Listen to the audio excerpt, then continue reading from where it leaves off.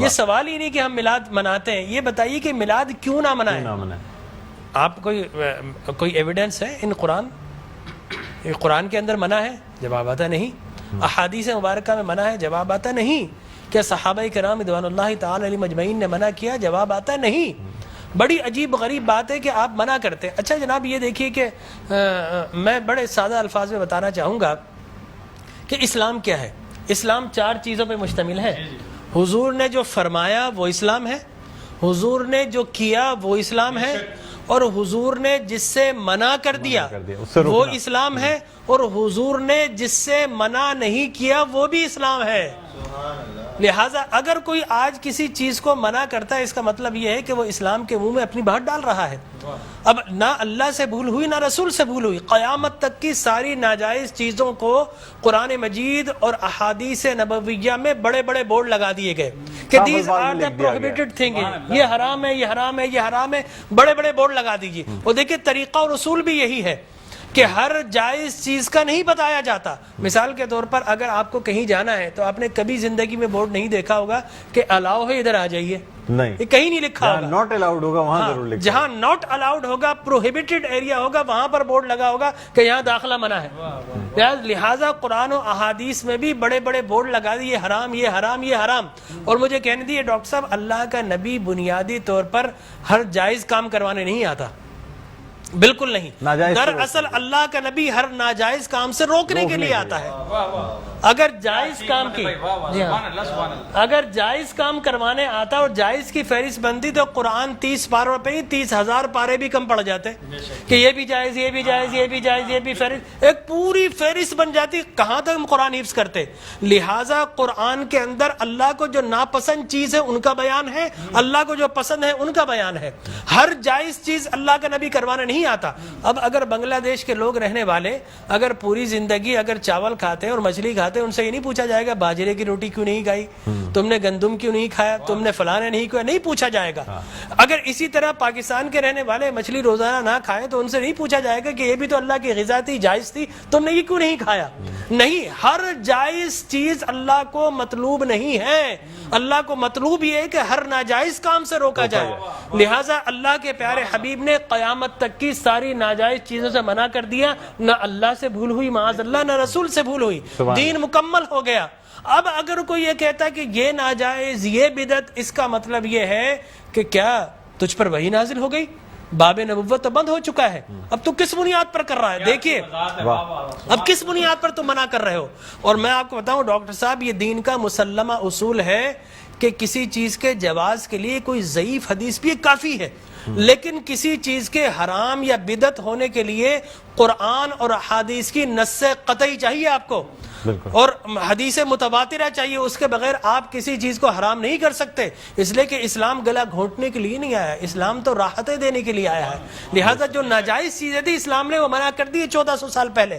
اب اگر کوئی کہتا ہے کہ جناب آپ میلاد کیوں مناتے ہیں، تو میں کہتا ہوں یہ سوال ہی نہیں، بڑے احمق لوگ ہیں جو جائز کی دلیل مانگ رہے ہیں۔ ارے بھائی دلیل تو ناجائز کی ہوتی ہے، لہٰذا آپ ناجائز کی دلیل دیجئے کہ قرآن میں منع کیا کہ احادیث میں، بلکہ اب میں یہ کہتا ہوں اس بات کے بعد آپ قرآن پڑھیے، اللہ تبارک و تعالی نے 5 نبیوں کا میلاد قرآن میں بیان کیا ہے۔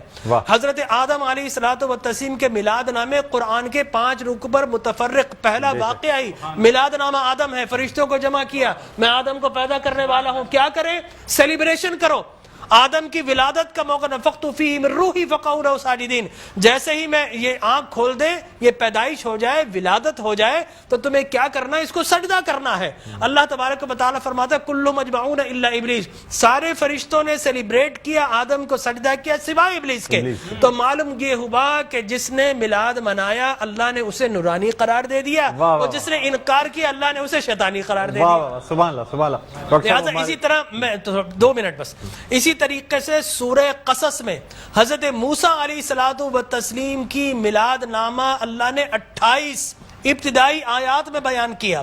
اور حضرت یحییٰ علیہ الصلوۃ والتسلیم کا میلاد نامہ سورہ مریم میں کیا سلام علیہ یوم ولدا، سلام ہو یحییٰ پر کس دن؟ جس دن وہ پیدا ہوئے. لہذا نبی پیدا ہو رہا تو اللہ سلام بھیج رہا ہے. اور پھر حضرت عیسیٰ فرماتے والسلام علیک یوم ولدت و یوم اموت و یوم ابعث حیا، سلام ہو مجھ پر جس دن میں پیدا ہوا. سرکار نے فرمایا. اور پھر اللہ تبارک و تعالی نے ووالدین وما ولد کہہ کر حضور کے میلاد کو بیان کیا. اور حضرت مریم کی میلاد کو اللہ نے سورہ آل عمران میں بیان کیا. پھر سرکار نے فرمایا کہ میرے غلام الجمعۃ عید للمسلمین. لوگ کہتے ہیں 2 عیدیں، تیسری عید مل گئی. حضرت عمر بن خطاب سے پوچھا کہ یہ الیوم اکملت لکم دینکم، یہ آیت ہمارے نبی پر نازل ہوتی تو ہم 2 عیدیں مناتے، ہم تو بطور عید مناتے.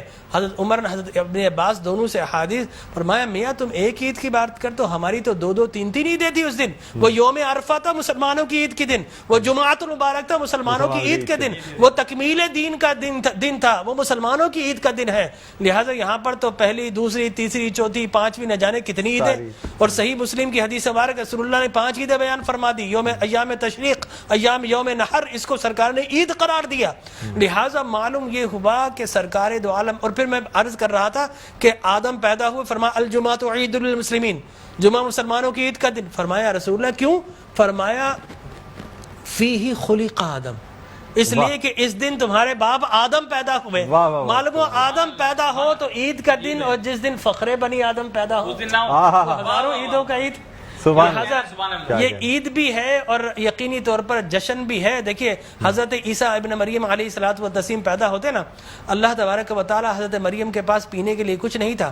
اللہ فرماتا وَحُزِّ إِلَيْكِ بِجِذْعِ النَّخْلَةِ تُسَاقِطْ عَلَيْكِ رُطَبًا جَنِيًّا، اے مریم گھبرا مت، اللہ کے میرا نبی آنے والا ہے، اس کی ولادت ہونے والی ہے. یہ سوکھا ہوا درخت ہے، اس کو ہاتھ تو لگا.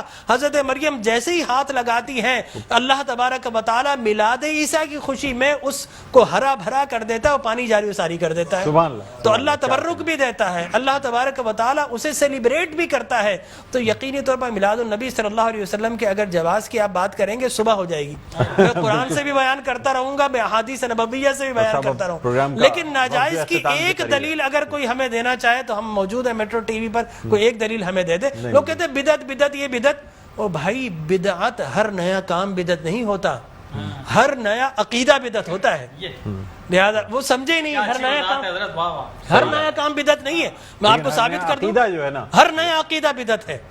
لیکن آپ شیطان نے جب بلیف جو جس چیز پہ انسان کا ہے وہ قائم ہے، ہر نیا کام، اگر ہر نیا کام بدعت ہوتا، خوشی منانا، عید منانا، اس میں تو کوئی ایسی بات انوویشن ہے اسلام کے اندر. آپ یہ دیکھیں نا حضور اکرم صلی اللہ علیہ وسلم کی وفات شریف کے بعد قرآن مجید جمع کیا بدعت، پھر اس کے بعد تراویح بدعت. وہ بخاری کے ہذہ نعمت البدع، حضرت عمر بن خطاب کے الفاظ ہے کتنی پیاری بدعت ہے کہ میں نے تراویح شروع فرما دی. تو مقصد وہ کہ بدعت اچھی بھی ہوتی ہے. صحابہ کرام بدعت حسنہ بھی ہے، بدعت مذمومہ بھی ہے. اور مذمومہ بدعت کیا؟ اچھی چیز کو مٹا دینا، اور بدعت حسنہ کیا ہے؟ کسی اچھی کام کا جاری کرنا. فرمایا من سن سنتا حسنتا فلہ اجرھا واجر من عمل بها الى یوم القیامہ. جو کسی اچھی سنت، اچھے کام کو جاری کرتا ہے، اس کے بعد قیامت تک اگر لوگ اس کام کو جاری رکھیں تو اس بگنر کو اللہ تبارک و تعالی اجر و ثواب عطا فرماتا ہے. سبحان اللہ. ہماری ٹرانسلیشن کا